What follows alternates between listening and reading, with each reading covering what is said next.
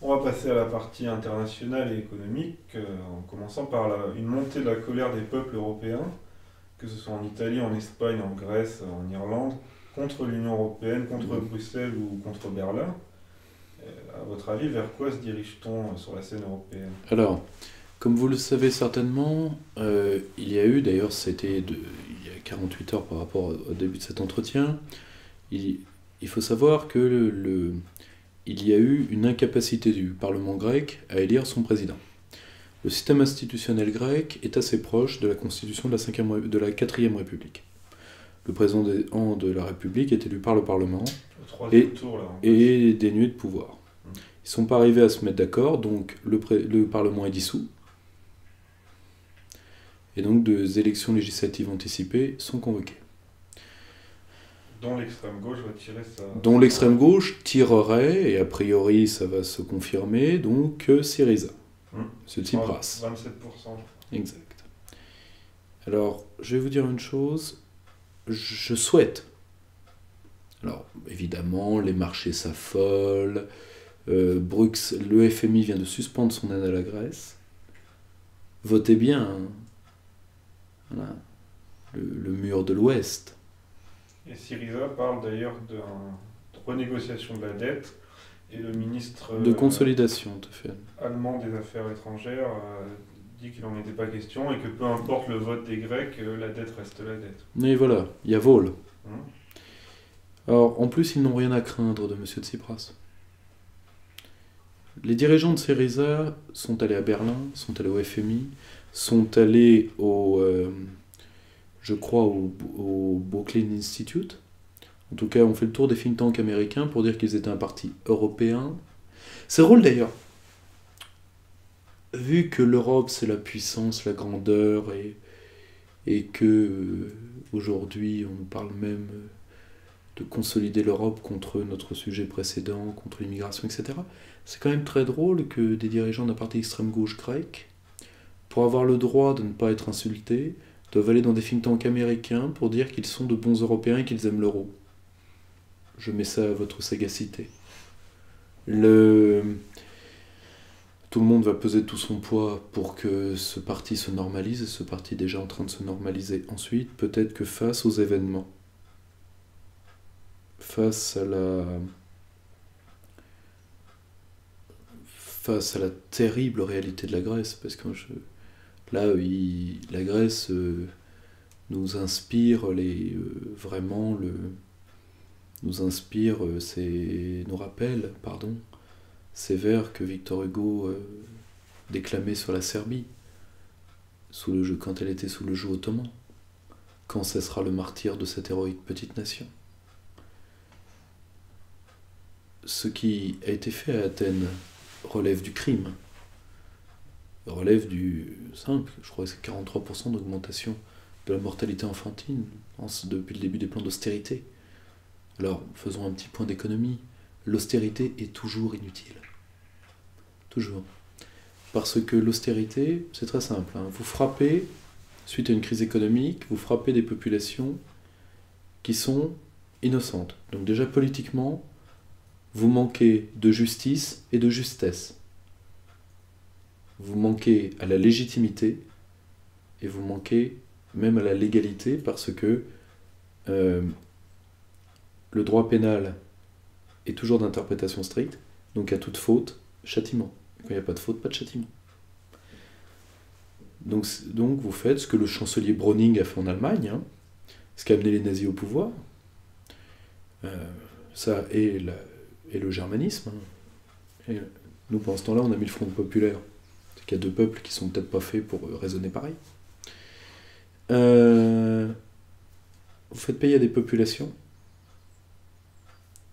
une crise qui n'est pas la leur. Bon, admettons. Ce faisant, cette population que vous ponctionnez au porte-monnaie ne va plus rentrer de recettes fiscales. On est d'accord?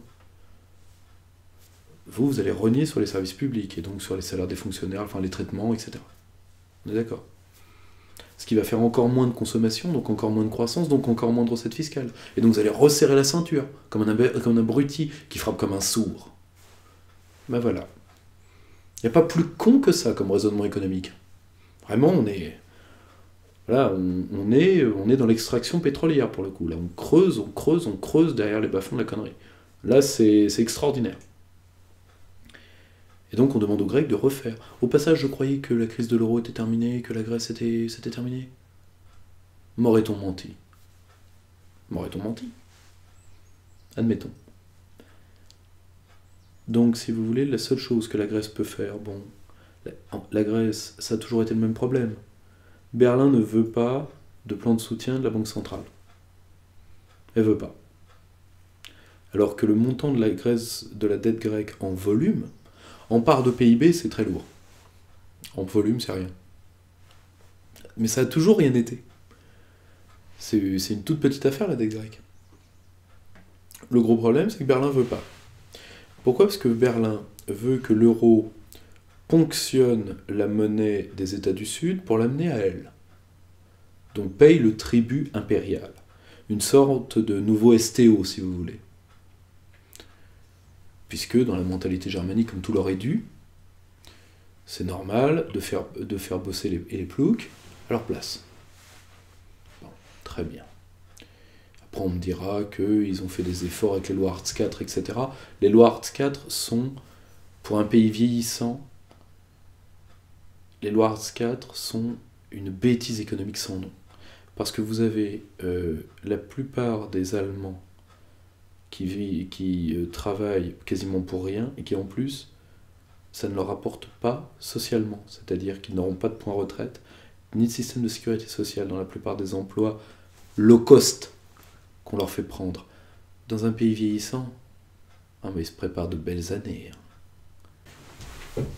Alors, certains pensent qu'on peut faire pour faire de la zone euro une zone économique optimale, ce qu'elle n'a jamais été,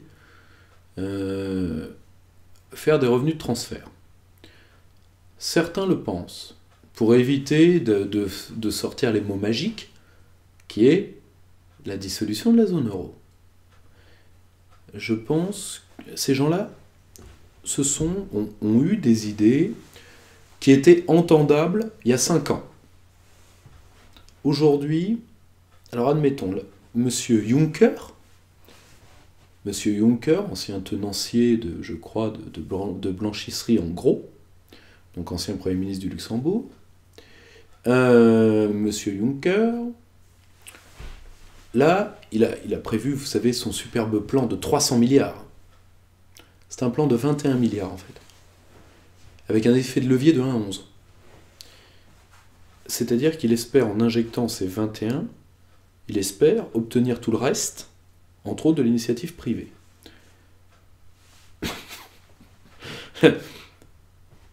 Ceux qui ont fait la crise des subprimes n'avaient pas de calcul plus débile que ça. Hein.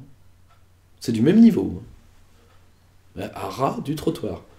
Hein, on peut prendre Madoff comme consultant hein, pour ce genre de truc. Hein, il a fait à peu près des trucs de ce genre-là, d'ailleurs. C'était un petit technicien dans son coin, Madoff. Lui, il n'était pas Premier ministre du Luxembourg, il ne serait pas en tôle aujourd'hui. Mais, je ferme la parenthèse. Or, le grand problème, c'est que, si vous voulez, imaginons, on injecte cet argent, on réussit à l'avoir, avec les scies, on réussit à l'avoir, on injecte l'argent en Grèce, et on fait des plans d'infrastructure en Grèce. Ces plans mettront 5 à 10 ans avant de dégager quoi que ce soit, en termes de richesse pure. Parce que justement, c'est des plans d'infrastructure. Donc ça ne dégage pas de richesse immédiate. C'est pas de la junk money. Vous voyez ce que je veux dire? C'est pas de la liquidité avec laquelle les marchés se calment. C'est pas du capital fictif, ça. C'est du vrai investissement. Et les vrais investissements, c'est à 5 ans, 10 ans, 15 ans, 20 ans. C'est pas un truc de spéculateur qui doit être rentable à la nanoseconde ou un truc d'actionnaire qui doit être rentable à 3 mois. Personne ne portera ces projets-là. Il n'y a qu'un État pour faire ce genre de choses. Pour donner le temps long. Donc déjà, ça ne réglera pas le problème des États du Sud et de la Grèce. Et d'une. Et de deux, ça ne règle pas le problème de la désindustrialisation du continent. Et de trois, au-delà du facteur temps, il y a un autre facteur qui n'est pas pris en compte. Par ces gens qui veulent... Même certains se disent souverainistes ou se disent patriotes en plus. Il y a des gens que le double discours n'étouffe pas. Hein. C'est le facteur démographique. L'Union européenne, par sa politique d'austérité, a déjà chassé des parts entières de population de leurs terres. Des Portugais qui retournent en Angola, des Espagnols qui débarquent en Amérique latine, des pays de l'Est qui vont vers la Russie, quoi qu'ils en disent, et des Grecs qui sont repartis. Il y a des États européens, par exemple dans les États baltes, il y a des coins où il y aurait 30% de population déjà partie. Quoi. Vous voulez faire des grands travaux dans ces zones-là? Il n'y a de richesse que d'hommes. Avec quels hommes? Parole d'un grand ancêtre, hein, c'est Jean Bodin qui disait ça. Grand ancêtre, s'il en fut. Si vous voulez faire ça. À votre avis, vers quoi on se dirige aujourd'hui? L'Union européenne fait voir tous les jours son véritable visage. C'est-à-dire d'un pseudo-État autoritaire en gestation.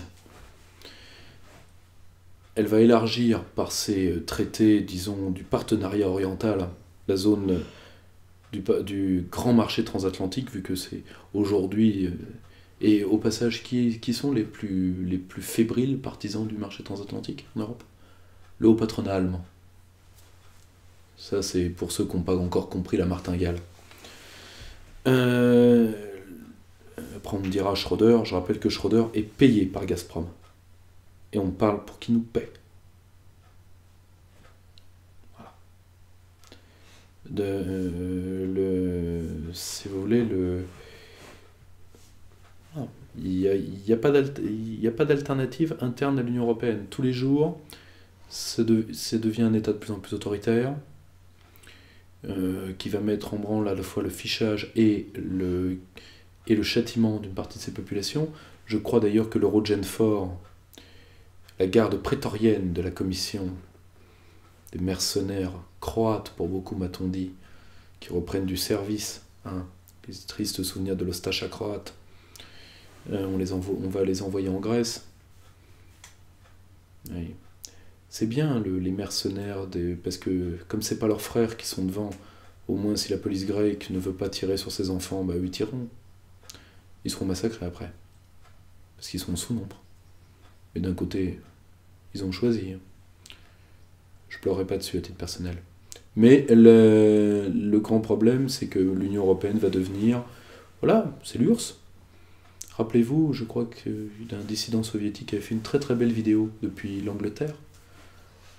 Et il avait dit « I lived in your future, and it did not work. » J'ai vécu dans votre futur. Ça n'a pas marché. C'est l'Union soviétique. C'est l'Union soviétique, je dirais, avec empire. Parce que l'Union soviétique était encore un régime de lettres. C'est-à-dire qu'au moins, ça avait pour but, au moins dans les textes, de faire des hommes aptes. L'Union européenne est un pur régime de l'avoir, c'est-à-dire que ça dissout toute communauté qui est réelle, les nations, les États, ça c'est réel, ça existe. L'Europe ça n'existe pas, un Européen ça n'existe pas. Un Occidental à la rigueur ça existe. Un Européen ça n'existe pas. Ça n'a jamais existé. Vous êtes historien, vous le savez. Je donne un exemple tout bête. Moi j'ai beaucoup voyagé. Vous êtes dans un aéroport, vous allez voir un Hongrois et un Australien dans un fumoir, dans un truc d'attente, etc. Vous avez 16 heures à rester tous les trois dans le truc. Vers qui vous allez aller? Le Hongrois est votre frère européen, hein, vous dit la martingale, Barroso, plus l'extrême droite française. Vous allez aller vers l'Australien. Vous savez pourquoi? Parce que même s'ils parlent un anglais d'anciens prisonniers, ce que d'ailleurs les Australiens sont historiquement, même s'ils parlent un anglais très très dur, très guttural, très très du fond de la gorge, eh bien, il est souriant, sympathique, ouvert, surfeur. Le hongrois vient d'une vieille civilisation montagnarde où on ne parle pas aux étrangers. Votre européanité va s'arrêter très vite. Donc l'Europe va faire ce qu'elle est décidée à devenir, c'est-à-dire l'Occident. Le grand mur de l'Ouest, et à la fin, eh bien, porté par un régime économique à bout de souffle qu'est le capitalisme financier, eh ben, elle mourra avec, qu'est-ce que vous voulez que je vous dise. Ensuite, l'euro, l'Europe, l'OTAN, c'est la primo sortant. Celui qui sort rafle tout. Celui qui sort le premier rafle tout, celui qui sort en second rafle un peu moins, et ainsi de suite. Et chaque jour qui passe fait baisser la facture de la sortie de l'euro et de l'Europe, et augmente le coût du maintien. Tic-tac, tic-tac, faites le décompte. Voilà. C'est pas très joyeux, c'est pas sympa, mais voilà. Il y aura de toute façon, à terme, une remise en cause globale de la dette grecque, et ensuite, n'oubliez pas, on a restructuré un tout petit peu la dette grecque, mais on a encore les dettes espagnoles et italiennes à faire. Et après viendra le tour de la dette française. Là, on n'est pas dans les mêmes montants, là, mes lapins. Là, on va rigoler. Ouais. Ça me fera bien marrer que ce soit Cordito, comment il s'appelle, là, le danseur de tango à moitié raté, là, Manuel, que ce soit Manuel qui est à s'en occuper. Ça me fera bien marrer. La prochaine fois qu'il a un truc à dire aux Français, qu'il évite de lire dans un journal espagnol. Parce que pour lui, il y a encore 3 ans à faire des sacrifices, ça veut dire quoi? Ça veut dire coller à la roue de l'Allemagne, encore? Obéir à la Reichschancelière? Comme quoi les socialistes français, collaboration. Il y a quand même un sujet. Quoi qu'on en pense. Récemment, les États-Unis et Cuba ont repris leurs relations diplomatiques, après plus de 50 ans d'embargo. Je crois que c'est depuis 1961. Avec une promesse d'apaisement. Comment analysez-vous ce rapprochement? Comme généralement tout fait de politique extérieure américaine, il faut le voir d'abord sous l'angle intérieur. Pour Obama, ça lui accorde 2 choses. Premièrement, enfin un succès diplomatique dont Hillary Clinton pourra se servir. Au passage, nous avons enfin un candidat républicain qui commence à bouger. Peut-être les primaires ne sont pas là, donc ce ne sera peut-être pas lui, mais je l'avais dit sur une autre antenne peut-être que la vôtre, mais je craignais l'arrivée de Jeb Bush. Malheureusement, j'ai eu raison. Bon, c'est bien, au moins lui, c'est lire. Sur les 2 frères, on va enfin voir le lettré des 2. Il faut dire que c'était pas bien compliqué. Mais ça fait un succès diplomatique que Hillary Clinton pourra mettre à son gilet. Ensuite, ça garantit le fameux milieu cubain autour de la ville de Miami, par exemple, qui est un milieu économique qui n'est pas dénué d'importance. Il faut quand même... Qui a protesté contre cette reprise des relations, non? Qui a protesté en partie, mais il faut savoir que ces gens-là, et ça je renvoie vos internautes à des images de la télévision américaine, entretiennent des commandos, des mercenaires, qui sont prêts à débarquer à Cuba en cas de mort de fidèles. Tout ce milieu-là, ce milieu anticastriste, qui a solidifié la diaspora cubaine autour de Miami, est prêt à fondre sur Cuba comme une nuit de corbeau. Ils ne se rendent pas compte que Cuba veut éviter ça. Raoul veut éviter ça, Raoul Castro. Or, il faut savoir que, contrairement à ce qu'on croit, Raoul et Fidel Castro n'ont pas du tout des cultures de l'extrême gauche latino-américaine. Bien le contraire.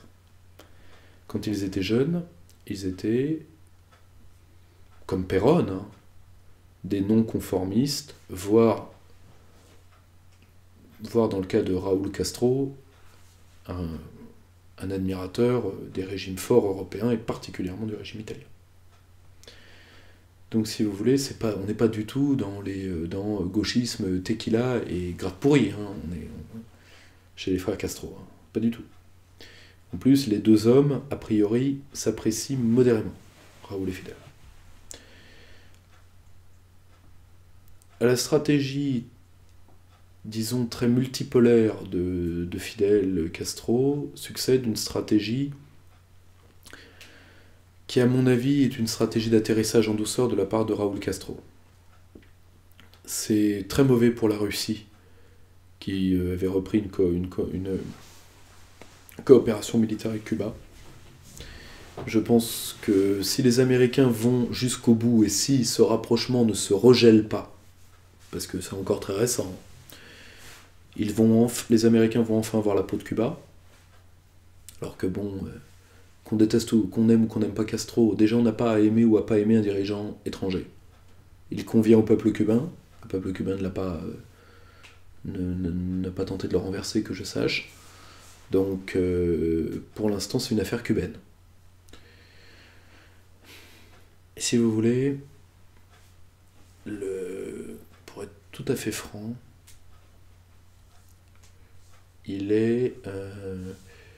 Cuba est ne pouvant être protégé par des puissances de la multipolarité face à une Amérique de plus en plus violente, préfère à la rigueur calmer le jeu. Ensuite, à terme, ils auront la peau de Cuba si ils vont normaliser Cuba. Qu'est-ce que ça impliquerait ? Ça implique deux choses qui sont moyennement sympathiques. Premièrement, il ne faut pas oublier que Cuba est un régime qui a énormément soutenu la révolution bolivarienne au Venezuela et les mouvements, disons, indiens ou indianisants. Entre autres par l'intermédiaire des médecins cubains. Les Cubains ont parmi l'un des meilleurs systèmes de santé au niveau de la formation de ces praticiens au monde. Ils ont d'ailleurs envoyé beaucoup de médecins pour combattre Ebola. Oui, ils en ont envoyé beaucoup pour combattre Ebola, ils ont envoyé à Haïti, ils ont envoyé en Angola. Or, l'Amérique latine va peut-être manquer de médecins. Parce que s'ils viennent à être formés selon les critères anglo-saxons de formation médicale, là par contre on va avoir une segmentation sociale de la médecine. Là par contre on va déchanter sévère. Je le pense sincèrement. Mais surtout, la révolution bolivarienne, là où le successeur de Hugo Chavez n'a pas, de toute évidence, n'a pas le charisme qu'avait le commandante,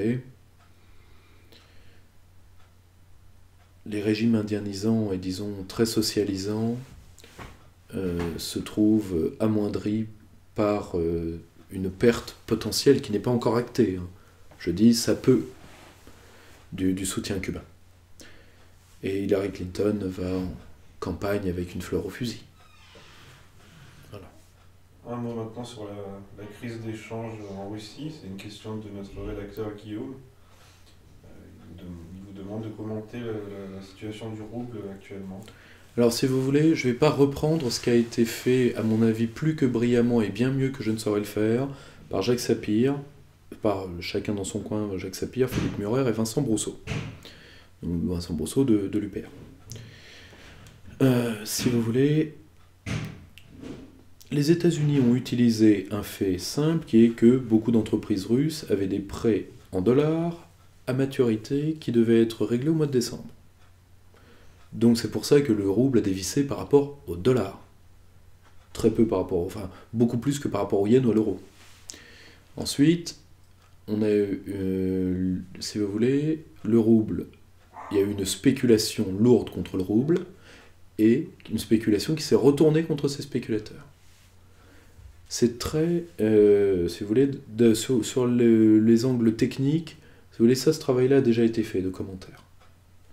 Aussi par Xavier Moreau, qui est sur Stratpol, qui a fait une très belle vidéo là-dessus. On peut plutôt commenter la stratégie mise en place contre la Russie. Voilà, c'est là où je voulais en venir, c'est qu'on attaque la Russie sur deux plans. Spéculation géopolitique sur le pétrole et attaque contre le rouble. C'est-à-dire que là, on fait la totale. Là, on est dans la guerre économique de haute intensité. Pour nous, Français, c'est extraordinairement formateur. Parce que quand on sortira de l'euro, ou quand on en sera éjecté, ou quand l'Allemagne en sortira, mais de toute façon ça se terminera comme ça, il y aura une guerre économique contre nous. Les Russes ont très finement joué en contre-attaque sur le rouble. Ensuite, la Russie et l'Arabie Saoudite jouent à une alliance de front renversé. Intéressant. Les Américains veulent que Poutine dévisse au fur et à mesure que le prix du baril s'effondre. Eh ben on va prendre le chat à son propre piège. Et l'Arabie Saoudite a dit, mais nous, on peut faire baisser jusqu'à $20 si on veut. Le tout-puissant ministre des Affaires pétrolières du Royaume, qui est l'une des vraies personnalités du pouvoir saoudien, hein. Plus encore que le roi, il y a lui, et puis il y a le prince Bandar, anciennement chef des services de renseignement. Bon, eh bien, comment ça va se passer? Pour une raison qui est très simple. Pourquoi l'Arabie Saoudite joue un jeu qui pourrait...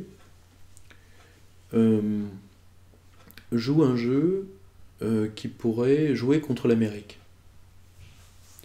Bien là, il faut se plonger dans les vrais auteurs de la géopolitique. Premièrement, je pense, mon ami William Engel, qui avait fait Pétrole, une guerre d'un siècle, qui vous explique que le coup de 73 était un coup géopolitique, qui n'a pas grand-chose à voir avec le conflit israélo-arabe, qui était surtout pour la naissance des pétrodollars, qui est un peu l'alliance matérialisée du pacte de Quincy.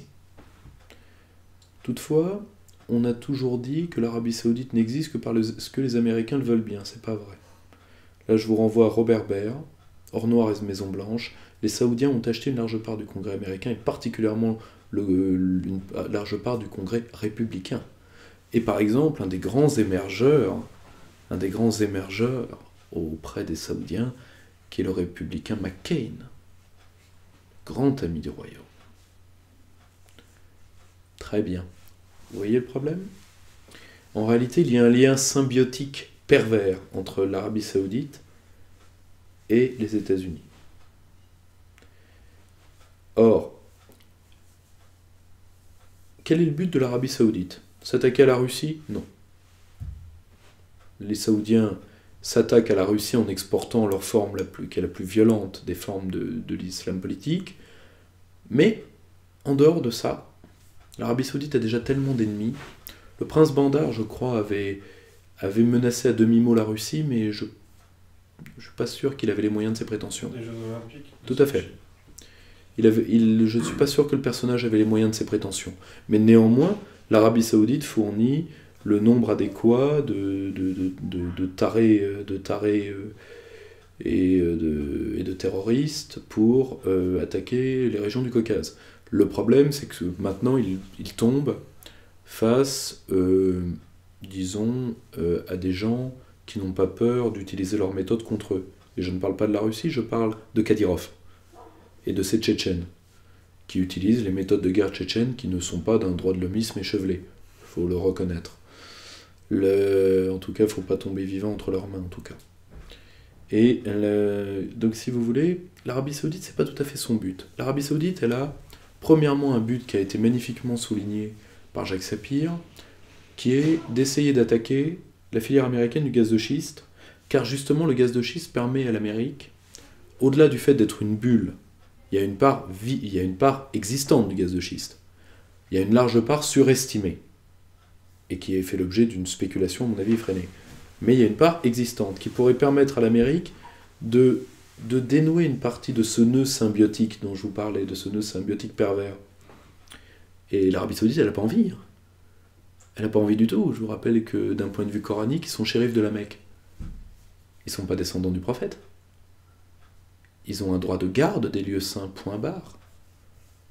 Je vous rappelle qu'avant que les Saouds prennent ce pays, il y avait des projets de mutualisation entre les puissances arabo-musulmanes de la Mecque, un peu sur le modèle des accords de Latran qu'avait fait le Vatican avec Mussolini, c'est-à-dire de faire une sorte de zone autonome des lieux saints qui serait administrée conjointement par l'ensemble des puissances musulmanes.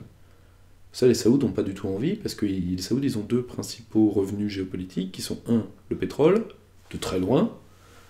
Ils ont 25 000 princes de sang à nourrir, oh, t'es mignon.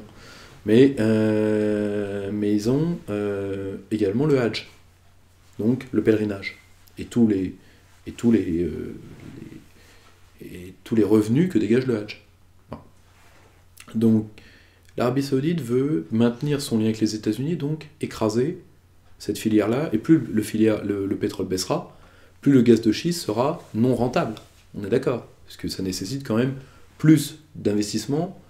Et Jacques Sapir avait donné les chiffres, donc on est à 80%, un pétrole à $80, 4% des entreprises sont non rentables.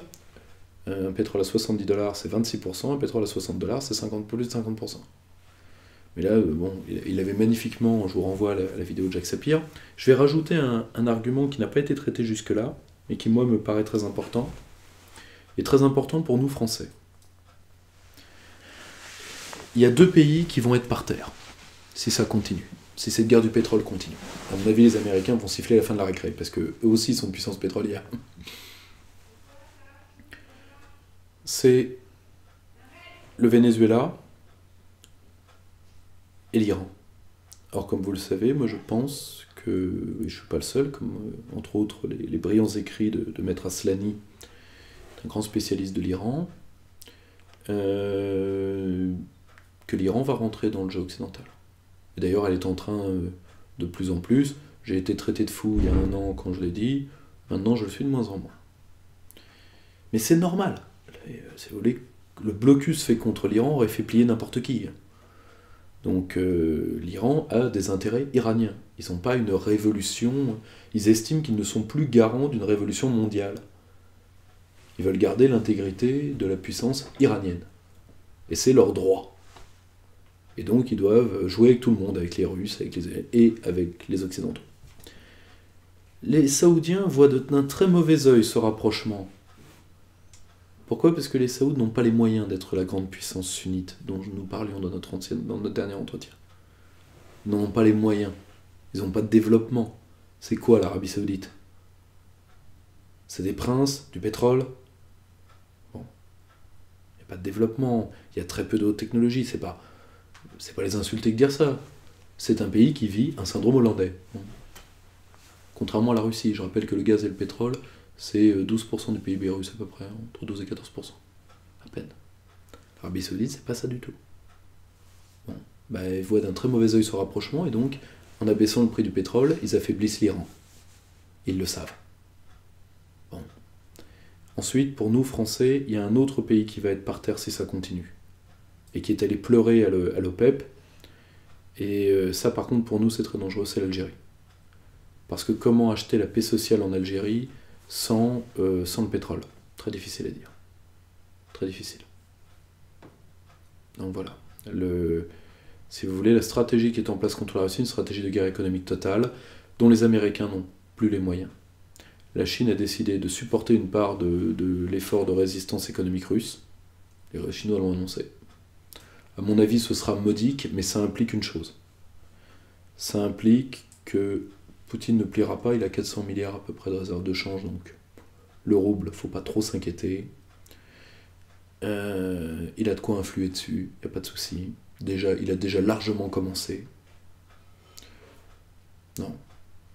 La seule chose, c'est que pendant ce temps-là, l'Ukraine a renoncé à son statut de pays, non partisan. C'est-à-dire elle a renoncé à sa neutralité. Donc elle a fait encore un pas vers l'intégration rapide de l'OTAN. Et comme je vous le disais, on utilise maintenant comme capot de l'Europe de l'Est une part des peuples de l'Europe de l'Est contre la Russie et contre Orban. Et si vous voulez, pour ensuite attaquer des pays comme l'Azerbaïdjan et d'autres. Donc la vieille géopolitique allemande est de retour, les buts de guerre de l'Allemagne impériale. Bon. Donc si vous voulez, la stratégie mise en place contre la Russie, encerclement et guerre économique, la guerre économique, donc méthode plus moderne que le containment. Le containment, c'est ça fleure bon la guerre froide. Ça prouve que les Occidentaux n'ont rien inventé. Ça, vous voyez ce que c'est une panne stratégique ? Je crois que le grand philosophe Philippe Forget parle de ruine herméneutique pour l'Europe. C'est-à-dire que l'Europe ne crée plus rien. L'Occident non plus ne crée plus rien. Parce que ça, le containment, on l'a déjà utilisé. Ça fleure bon la guerre froide. Mais c'est pas grave. Là, nous sommes en train de faire, je crois, un mur de plus de 1000 km en Ukraine. C'est l'Europe qui le fait. Ça. Très bien. Hein, là, je crois que le magazine Elle vient de promouvoir une jeune femme... Néo-nazi. Ah oui, très bien. Très bien. C'est d'un goût. Bravo. Bravo. Voilà, c'est ça qui porte l'européanité et la démocratie aujourd'hui. Le Nasbrock. Bravo. Bravo. Ben, c'est très bien que l'Europe fasse des murs. Elle crèvera derrière. Pas grave tout ça. On va finir avec le retrait de l'OTAN d'Afghanistan annoncé ce dimanche. Alors, quel bilan tirer de l'intervention occidentale, pour ne pas dire américaine, en Afghanistan? Ça, c'est simple. Là, je vous renvoie à mon avis, l'un des meilleurs spécialistes de... Alors, il faut savoir une chose.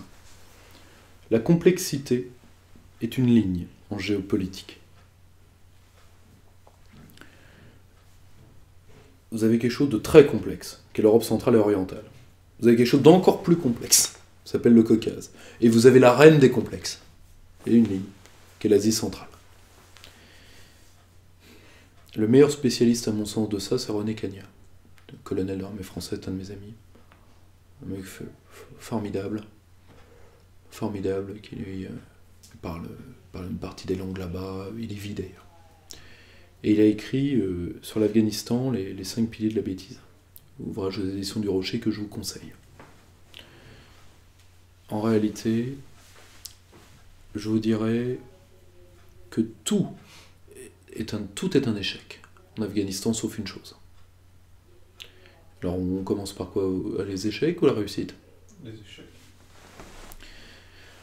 Alors premièrement, comme nous l'avait dit, il y a plus d'un an dans Perspective Libre, nous avions publié un article de Kniaziev.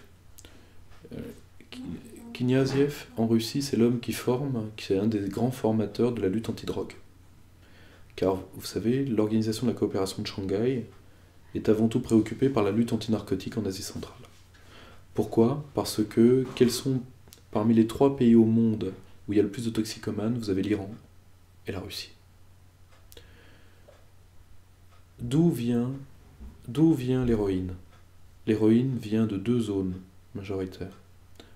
Le triangle d'or, autour de la Birmanie, et le croissant d'or. Pakistan, Afghanistan, Iran. Donc si vous voulez, c'est quelqu'un qui doit arpenter ces zones pour lutter contre la drogue. Il avait écrit pour nous un article qui s'appelle « Sur le bazar Brejnev », le plus grand bazar de Kaboul s'appelle toujours Brejnev. On dit que les talibans reviennent. Donc nous, ce que la grande revue Diplomatie Magazine, une grande maison, a reconnu il y a à peine 3 ou 4 mois, nous ça fait 1 an qu'on travaille là-dessus, sur le retour des talibans, sous d'ailleurs l'influence de mon ami, donc René Cagnat. Donc si vous voulez, nous allons devoir négocier avec eux. Alors il faut savoir une chose, ce ne sont plus les talibans tels qu'on les a imaginés, c'est-à-dire, bon, ce sont toujours majoritairement, ethniquement des Pashtuns. Le problème n'est pas là. Mais ils sont une résistance nationaliste contre l'envahisseur. Les Afghans sont un peuple qui... Il faut prendre son histoire longue. Les Afghans, il faut savoir que Kubilai Khan, le fils de Gengis Khan, le petit-fils de Gengis Khan, est mort en Afghanistan. Sa mère a exigé que toutes les femmes enceintes trouvées par les armées mongoles soient éventrées. En tout cas, c'est ce que dit l'histoire. Les Mongols, il faut voir historien, vous voyez ce que ça a été l'Empire mongol? Vous voyez la puissance que ça a été? L'Empire mongol s'est cassé les dents. L'Empire britannique s'est cassé les dents. Je vais vous donner un exemple. Vous savez, le grand général qui essaye d'écraser les zones tribales afghanes et pakistanaises, enfin de ce qui va devenir le Pakistan, s'appelle le général Blood, ça ne s'invente pas. Et il a un jeune journaliste comme correspondant de guerre. Vous savez quel est son nom? Winston Churchill.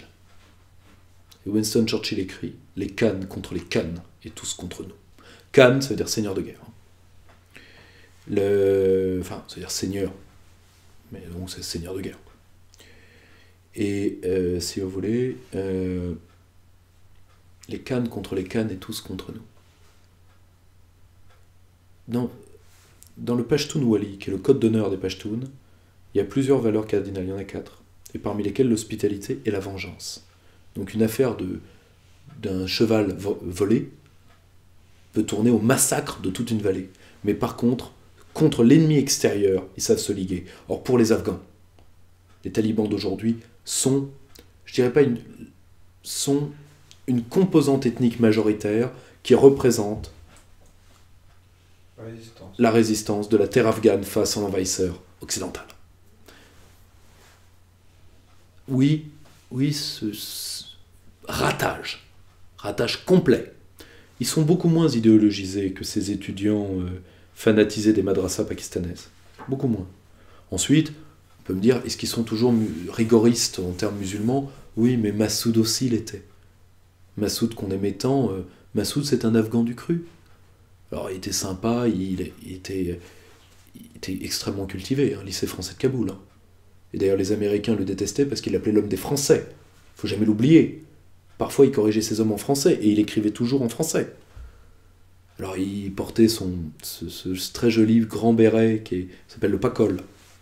C'était un homme formidable, Massoud. Mais par contre, il critiquait pas les talibans pour leur rigorisme qui allait jusqu'à la barbarie. Enfin, il critiquait la barbarie, mais il les critiquait pas. Il était lui-même musulman, il était pieux, et il avait un islam un peu, pas rigoriste, mais un islam du cru, quoi. C'est pas ça qui le choquait le plus, si vous voulez. Ce qui le choquait le plus, c'est que c'était la main pakistanaise. C'est ça qui le choquait. Et c'est vrai, les talibans étaient la main pakistanaise. Donc si vous voulez, déjà ça, c'est un ratage complet, parce qu'il va falloir négocier avec les talibans, il va falloir trouver une porte de sortie pour le brave Karzai, pour éviter qu'il termine comme Najibullah, c'est-à-dire pendu, je crois, à un réverbère de stade de football, si mes souvenirs sont bons, avec les parties nobles dans la bouche et des clopes au milieu, ce qui est esthétique. Comme disait le grand ancêtre, si de face c'est Tabarly, de profil c'est son bateau. Mais évitons que Karzai termine là-dedans, surtout que son frère, qui lui s'en sortira, a fait moult grandes affaires dans le trafic de l'opium. Au passage, Karzai n'a jamais régné que sur Kaboul intramuros. Même pas sur Kaboul banlieue. Donc déjà, et ça, échec. Le trafic de l'opium, la production d'opium... Ça c'est réussi, ça c'est la réussite justement. On va y venir. De 7% non, on va y venir, ne vous inquiétez pas, on va y venir. Ça c'est le premier échec.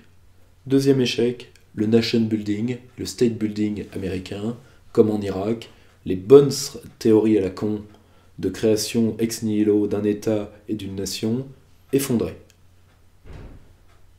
Troisième,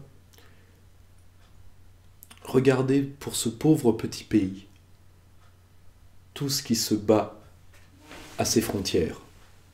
Le Pakistan, qui nous posera un jour une menace de sécurité majeure. Parce que le Pakistan, ça n'existe pas ou peu. C'est un pays nucléarisé et c'est un pays totalement hors contrôle, y compris de Peshawar. Donc, on a voulu, pour des causes de droits de l'homme, virer Pervez Musharraf. Un jour, on finira par le regretter. Parce que Pervez Musharraf a été formé en Turquie et il était kémaliste. Lui, au moins, il avait une idée de comment on développe un pays. Mais nous verrons ça le jour où ça éclatera. Nous en parlerons, vous et moi. Le grand problème, c'est que le Pakistan, l'Iran qui tient une partie des seigneurs de guerre à sa frontière. La zone de Kandahar, par exemple, était tenue par un homme jusqu'à une date récente, je ne sais pas s'il est toujours en vie, c'est à vérifier, il s'appelait Ismail Khan, qui est un pur agent iranien. Le djihad international. Et plus la grande réussite américaine, la reprise du pavot. Alors il faut savoir que les talibans n'ont jamais interdit le pavot. C'est faux. Ils l'ont. Ils en ont contraint la production parce qu'ils voulaient faire que de l'exportation. Ils ne voulaient pas que des Afghans en consomment. C'est tout. Mais là, si vous voulez, ça c'est un mythe que les talibans ne faisaient pas dans le pavot. C'est un mythe. Ils ont fait chuter à certains moments de leur règne la production. Mais ils ne l'ont jamais annihilée. De toute façon, le pavot, ça pousse comme le chien d'un. Donc si vous voulez... Là, par contre, grande réussite, nous avons gardé les champs de pavot. Bravo.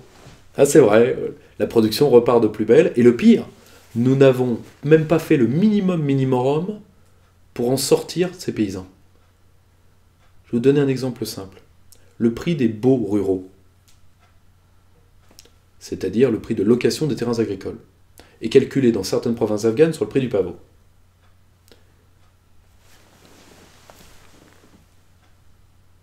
Or, plus vous produisez de pavot, donc pavot, morphine base, héroïne, grossièrement dit, parce que d'abord il y a le pavot, puis la pâte de pavot, etc., mais on ne va pas faire un truc de chimie.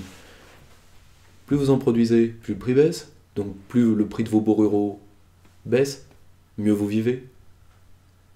Il aurait fallu mettre fin à ça, déjà. On n'a même pas fait ça. Et ces pauvres gens n'y sont pour rien. C'est éreintant le pavot, parce que vous devez ouvrir la fleur, qui va dégueuler une sorte de colle, qui va faire d'une flaque que vous devrez après ramasser, c'est éreintant.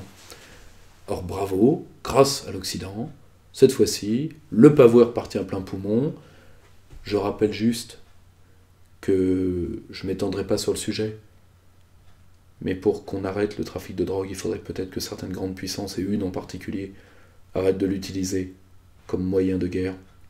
Pour ça, je vous renvoie à un très bel ouvrage qui s'appelle American War Machine, de Peter Dale Scott, et je vous renvoie également à un ouvrage qui était paru il y a quelques années aux éditions du Lézard, sur la géopolitique de l'héroïne. Vous allez apprendre 2-3 choses là-dessus. Donc, et comme le disait il y a un an dans une conférence au Cercle Aristote que vous pouvez retrouver sur l'Asie centrale, mon ami René Cagna, un jour ou l'autre, il faudra bien que tout ce torrent de violence et de haine s'arrête. Parce que ces gens sont en train de devenir fous. Vous vous rendez compte que un Afghan qui est né avant 1979, qui n'est pas né avant 1979, n'a pas connu une année de paix réelle. La guerre, l'être humain s'habitue à tout. On les a socialisés dans la guerre. Mais ce sont des guerres qui étaient des guerres de la guerre froide, de l'Hinterland et de la possession géopolitique du monde. À un moment, ces pauvres gens ont droit à la paix comme tout le monde. Parce que, mis à part les vieux, les très vieux là-bas, c'est 55 ans. Des Loya Jirga, dans des assemblées d'anciens, qui a connu la paix là-bas? Et je le dis d'autant plus qu'il y a une histoire d'amour France-Afghanistan. Et que d'un certain côté, j'aimerais qu'un jour, il y ait encore des enfants pour apprendre les très beaux poèmes, d'ailleurs, qu'il a écrits en français, les très beaux poèmes d'Ahmed Shah Massoud, au lycée français de Kaboul. Donc vous pensez que les États-Unis n'ont tiré aucun intérêt de cette intervention mis à part de maintenir une zone de conflit qui leur permettra de revenir plus tard, un autre jour. Mais pour en tirer quel intérêt? Nous sommes dans la zone de l'Hinterland. Pour la géopolitique anglo-saxonne, cette zone-là ne doit jamais... Cette zone-là est la zone à travers laquelle qui ne doit jamais servir à l'unification d'un axe Pékin-Moscou, par exemple. Or, les mines d'Afghanistan pour lesquelles nous avons fait la guerre, les Chinois les ont déjà. Et d'un côté, justice immanente. Si vous voulez, la seule chose qui me fait de la peine, c'est que je crois que nous avons perdu près de 60 des nôtres là-bas. C'est à eux que je pense, avant tout. Et évidemment, à ce pauvre peuple martyr qui a vu son pays vitrifié dans une guerre qui lui échappait complètement. Ensuite, oui, le Mollah Omar, oui, Ben Laden, oui, tout ça. Est-ce que le jeu en valait la chandelle? Alors l'Amérique, je comprends tout à fait, c'est l'échec, bon, au-delà d'être l'échec de l'OTAN, mais l'OTAN c'est quoi? L'OTAN c'est... L'OTAN est l'armada, et l'OTAN est la signature collégiale de la main américaine. Vu que l'ONU ne signe plus les UCAS, et d'ailleurs il faut en remercier l'ONU, ne pas se prêter à ce genre de monstruosité, eh bien quand l'Amérique a besoin de co-contractants, eh bien elle fait signer son gant, qui est l'OTAN. Voilà. Donc c'est un échec de l'Amérique. Nous d'un point de vue strictement militaire, et ne m'en veuillez pas, ça a en partie aguerri nos hommes. Donc c'est, d'un point de vue militaire, les nôtres n'ont pas démérité. Le problème, c'est qu'une guerre, c'est politique. Une guerre est un fait de militaire, une paix est un fait politique. Or, on a essayé de piller ce pays. L'Amérique a pu échanger a pu prendre le contrôle d'une partie du Croissant d'Or. C'est jamais perdu, hein, vous savez, c'est une arme terrible, la drogue. Quand vous l'expédiez à bas prix dans des pays que vous voulez détruire. C'est-à-dire que l'Afghanistan produit 90% des opiacés illicites dans le monde, je crois. C'est-à-dire, c'est la zone principale. Le Croissant d'Or est la zone principale. Le Triangle d'Or est une zone secondaire de production, mais à L2, elles font la quasi-totalité. Or, la Birmanie évolue vers un développement relatif, donc elle n'a pas totalement besoin de ça. En Afghanistan, mis à part le pavot et les mines, il n'y a rien. Pour l'instant, en tout cas. Mais il commence à avoir quelques usines, d'ailleurs, que les Russes remontent. Espérons. De toute façon, autant j'espère que la France retourne en Afghanistan, autant j'aimerais que l'Occident retire ses mains de ce pays. Parce que trop de mal a été fait. Aujourd'hui, et croyez, là je renvoie vraiment nos auditeurs à cet article de Kniaziev, lui il y est en permanence en Afghan. Il arpente l'Afghan à pied. Il dit, mais moi, en tant que Russe, personne ne me touchera. Mais heureusement que, vu mon faciès, je dis que je suis Russe. Si j'étais Américain, ce serait autre chose.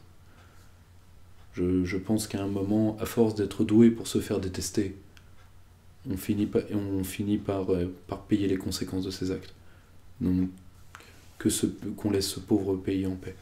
C'est un peu la leçon en très résumé de mon camarade René Cagna, auquel sincèrement je vous renvoie.